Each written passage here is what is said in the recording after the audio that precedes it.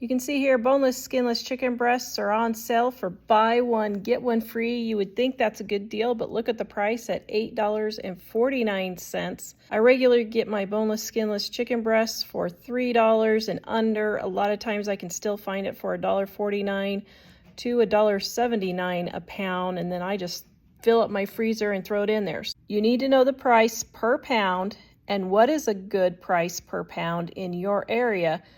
Then you can definitely know if buy one, get one free is a good deal or not. All right, what I'm gonna do is I'm gonna stir all my dry ingredients together. So in basic baking, guys, I don't do separate bowls for wet and dry ingredients. So I put all my dry ingredients in, stir it up so it gets evenly distributed, and then I pour in all my wet ingredients. So we've got our dry ingredients, now we've got our water.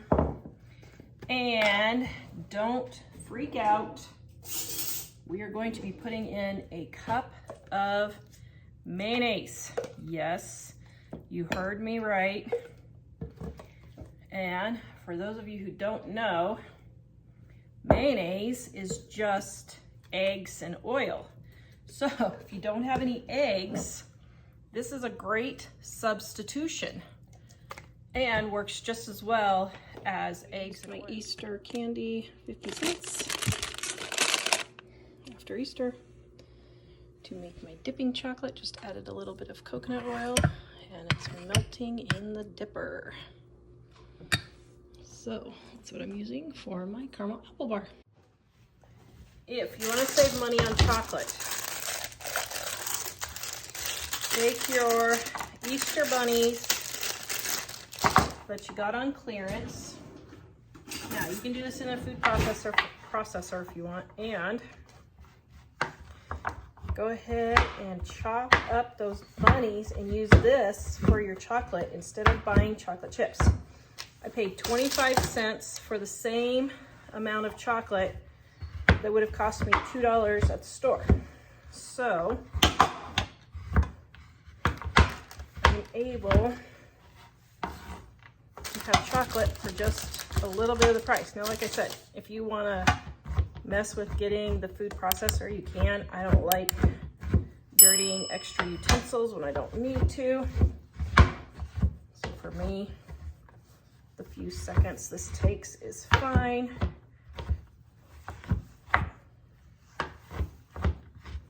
Okay, then just add that into your batter.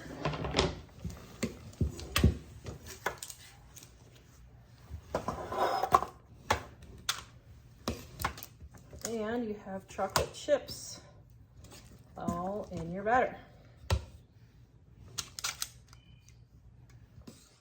I keep my celery in foil. It stays fresh a lot longer. Here's a little trick. When you're making sweet tea, only fill your water like up to here. That way you're not wasting water boiling and you're not wasting energy cooling to make your sweet tea. Just do enough to steep the tea and then just fill the rest with cold water after it has steeped. Or stepped. I don't know. What is the past tense of steep? Is it steeped? Steeped, steep, or stepped? Steeped. Steeped it. Store my yeast in my freezer when I don't use it very quickly, and in my refrigerator all the time.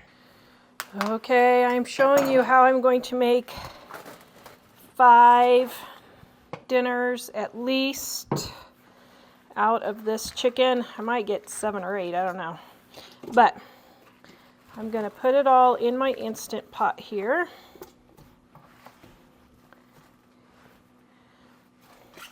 Then I'm going to add extra water so that I have broth for one of my meals. All right, and then I have my seasoned salt. I'm just going to salt it a little bit.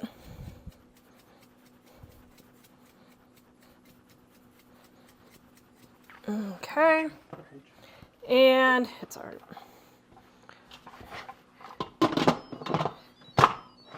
I'm going to do this for about an hour and a half because it's mostly defrosted. And then I'll check it and see.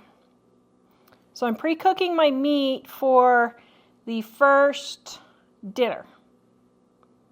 So what I'm doing is I'm pre-cooking all of my meat for the entire week of dinners the first night, and then all I have to do is add the ingredients. I don't have to cook any meat for the rest of the nights, and that'll go much quicker for my dinners. All right, so here's how you tell if your chicken is done. See how it falls apart?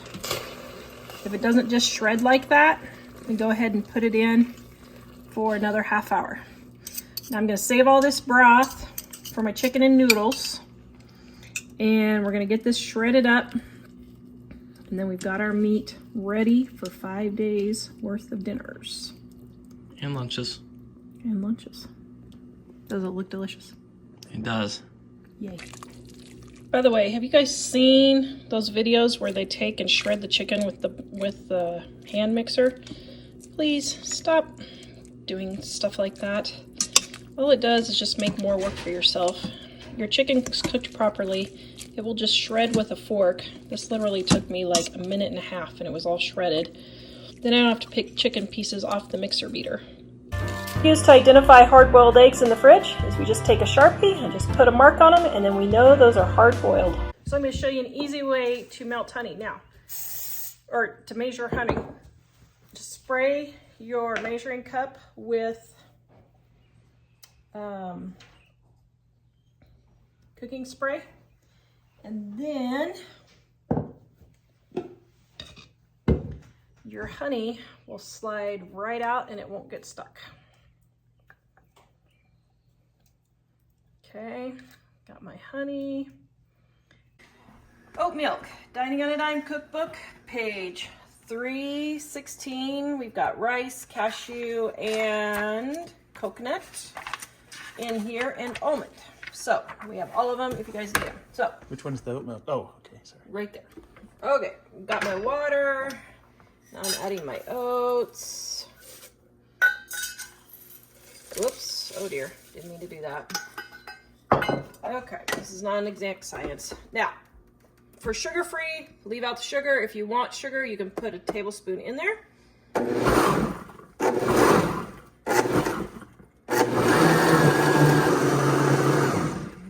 Okay, then you've got that.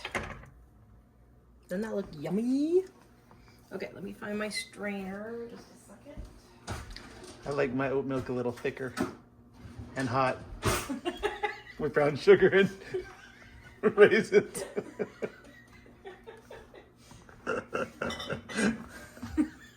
such a dingle. Do you guys see what I have to live with here? Do you see what I have to live with?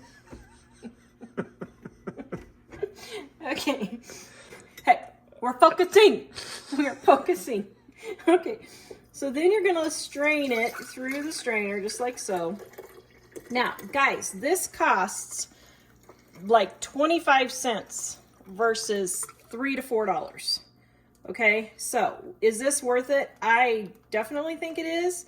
You may not think it is, but I think for 25 cents instead of $3, $4, it's definitely worth it. I mean, it depends on where you buy it, but that's here in Wyoming where it costs that much. So then just let it strain. Now don't push it through because the pulp will come through, but just let it drip. Just like so. And what I do is I put it back in there and then I let it drip just a little bit more. You can let this drip till it's all gone if you want. I don't usually wait that long, but just let it sit there. Then you can use it right away or put it in the refrigerator. It might separate, so you'll need to shake it up, but you have to do that with the store-bought stuff too. So that's how you make homemade oat milk for 25 cents. Got this roast for $4 a pound, $3.97 a pound, right there. Okay, and they got it all, oh, they got 2 pieces wrapped up. Look at what they did there. Oh, look what they did there. Okay, I'm gonna take this one and I'm gonna try a new way of making roast. All right, while I'm waiting, I'm going to repackage these into Ziploc bags for another meal.